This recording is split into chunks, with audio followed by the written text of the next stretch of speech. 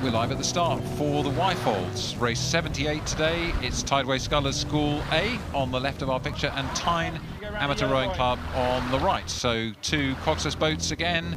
It's the men, it's the club coxless fours event. The form book fancies the Tideway Scullers School, but Tyne Amateur Rowing Club made a strong start. They're having a little bit of trouble with their steering, as we've seen with other coxless boats today. To the umpire, they're warning them to return back onto their correct station. They've done that, they've corrected.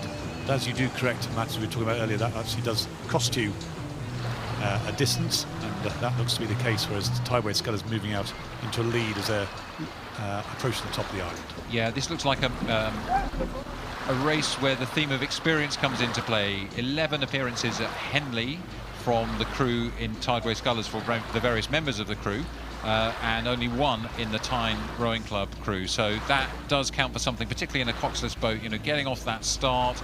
Tyne are steered from the bow seat there by Tyne A.R.C, and they're still a little bit far over the course for my liking. Let's see what happens as they go through the middle of the race, and we pick them up coming through into towards the enclosures. It looks like Tideway Scullers School have been able to relax and slow the rate of striking a little bit.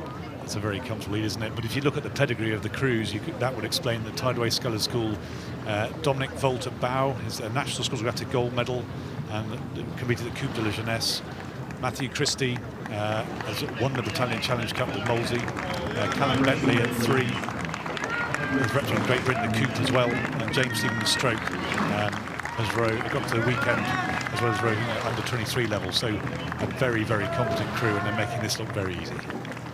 Yep, a couple of lightweights in the boat there at stroke and 2, and a nice strong row from Tideway Scullers School. I said it's a contrast between their experience in Tyne, who've only been in the boat for 2 weeks, only had local racing, so absolutely hold their heads up high. The Tyne Rowing Club crew are going to come across the line second behind Tideway Scullers School, but for 2 weeks in the boat, that's a pretty impressive performance at Henley as well.